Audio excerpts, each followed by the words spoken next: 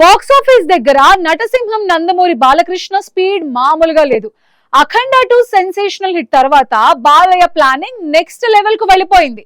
ఒకవైపు mass director Gopichand మలినేనితో పక్కా కమర్షియల్ ఎంటర్టైనర్ చేస్తూనే మరోవైపు young and talented director Vivek ఆత్రేయతో ఒక సెన్సేషనల్ ప్రాజెక్ట్ కి గ్రీన్ సిగ్నల్ ఇచ్చారు. ప్రస్తుతం టాలీవుడ్ లో బాలయ్య మానియా కనిపిస్తుంది. వరుస విజయాలతో ఫుల్ జోష్ లో ఉన్న నందమూరి హీరో తన ఫేవరెట్ డైరెక్టర్ గోపీచంద్ మలినేనితో మరోసారి చేతులు కలిపారు. వీరసింహారెడ్డి వంటి బ్లాక్ బస్టర్ తర్వాత వీరిద్దరి కాంబినేషన్ లో వస్తున్న ఈ సినిమాపై అంచనాలు ఆకాశాన్ని తాకుతున్నాయి. ఈసారి ఒక హిస్టారికల్ బ్యాక్ డ్రాప్ ను ఎంచుకుని హై వోల్టేజ్ మాస్ యాక్షన్ మూవీని ప్లాన్ చేస్తున్నారట Gopichand Malineni.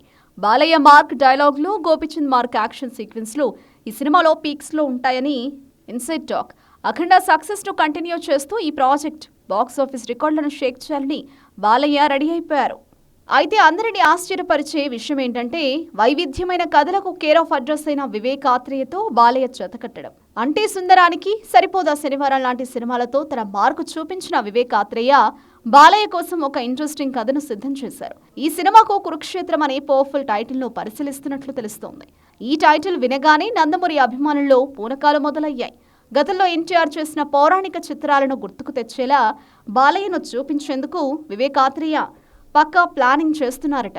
Class director, mass hero కలిస్తే రిజల్ట్ ఎలా ఉంటుంది ఈ సినిమాతో చూపించబోతున్నారు. బాలయ్యకు పౌరాణిక చిత్రాలంటే ఉన్న మక్కువ అందరికీ తెలిసిందే.